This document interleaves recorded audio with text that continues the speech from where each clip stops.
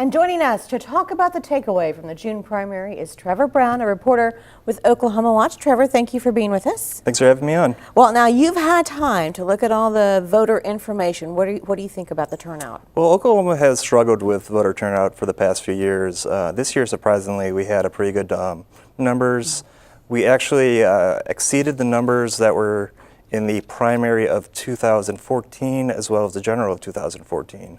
That was the last time when the statewide officers were on the ballot. There's a few reasons why. Medical marijuana was obviously a big motivator for a lot of people. We heard a lot of new voters, non-traditional voters, people that maybe only vote when it's a presidential election, definitely motivated by this issue. In addition, we had a lot of anger at the legislature, as we saw with the teacher walkout, a lot of motivators on that regard. And also, we just had a lot more candidates filing than past years. More contested races mean more people are interested. You actually have a legislative race on your ballot, and that doesn't happen every year. Do you think, I was amused at the medical marijuana motivated people. That's probably the last time they'll be motivated since it passed, right? Perhaps. It looks like that. There's a chance that there might be a recreational state question, but that's a big if. There needs to be a lot more signatures to get that on the ballot. It's possible, but unlikely. So this might be the main one for the marijuana supporters. Okay, I didn't even know about that. I was trying to make a joke. Oh, no. So, what about November? Do you think there'll be as big a turnout in November? It's possible. We're definitely seeing a lot of people just being more interested in politics in the era of Donald Trump.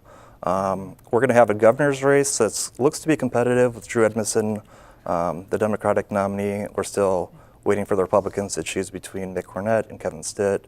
But it looks like there's going to be a potentially close race there. And again, we're going to see a lot of legislative candidates. There's a lot of teachers running, and that could definitely bring out people again. Well, you mentioned teachers earlier, and they were very proactive in these primary elections. How did they fare? Yeah, so we saw about 80 to 100 teachers, depending on what you call a teacher and educator, support staff. A good number of them made it on past the primary. But a lot of their challenge will come in the runoff or the general election. So the verdict is kind of still out if the teachers will actually survive and get elected, but a lot of them made it past this first crucial step, which is a positive sign for this group. Well, we have time for one more question. I want to talk about the rural and urban divide. Do you see it changing in these elections? Yeah, we've been seeing more people just moving to the urban centers, Oklahoma City, Tulsa. And as that happens, those areas become a little bit more Democratic leaning, more supportive of the liberal policies. We saw that with the medical marijuana question.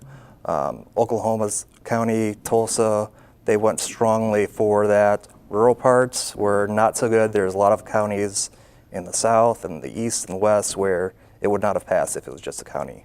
All right, Trevor Brown with Oklahoma Watch, thank you very much. Thank you very much.